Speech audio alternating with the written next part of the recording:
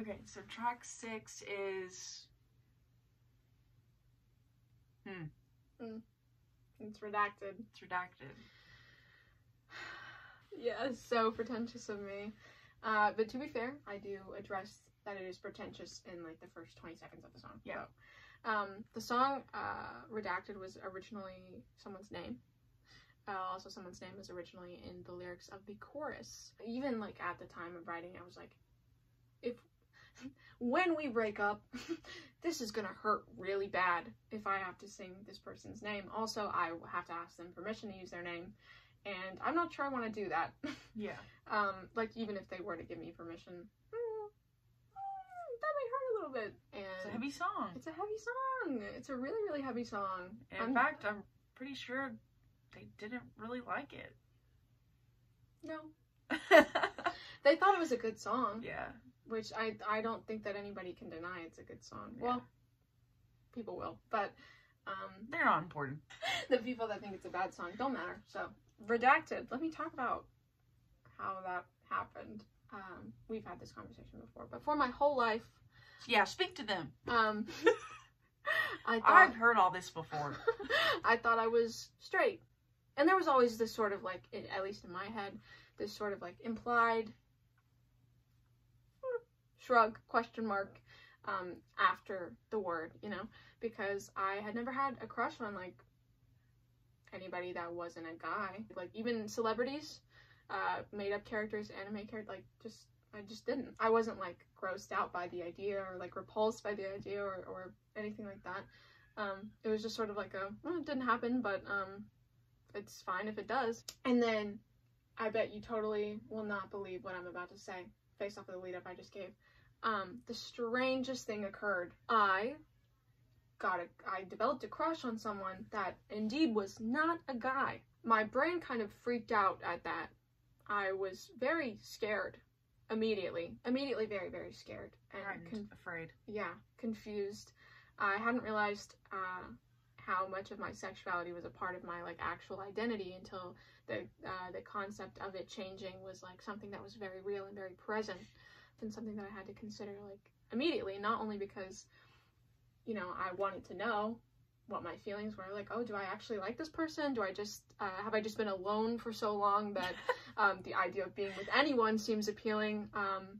They were paying me a lot of attention.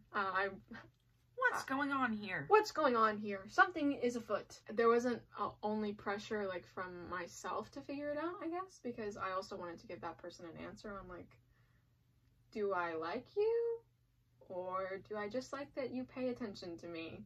Do I like you, or do I just like that you like me? I eventually came to this conclusion that,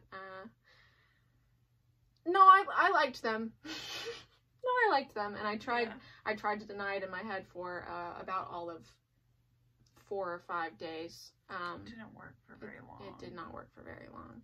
However, I did write this song the day after meeting them, because I am indeed... She's nothing but persistent. I am nothing but persistent. I am indeed a psychopath. I just was, like, very freaked out by the idea of changing my identity, but even at the time, more so freaked out by the idea of never giving myself a chance to be with that person, because I really liked them. It was upsetting even thinking about, like, doing what I did in the song. But for the sake of the song, it was a very therapeutic thing to write about, like, the other side of the outcome, I guess. Because it was like, either I'm going to stay here, I'm going to confront that I am maybe not as straight as I had previously considered, or I'm going to leave entirely and ghost, and not have to face those feelings, which seemed like the easier option at the time. But it's not what I ended up doing. And Redacted as a whole is pretty much like what could have happened and what almost happened. I would say 45% of me wanted to leave and about 55% of me wanted to stay. And it was a very, very confusing time that it was a really confusing time for everyone. Everyone involved. Everyone involved was really confused. We were all just befuddled. A lot of change was happening all at once in my head and in my heart that I was not at all ready for or prepared for.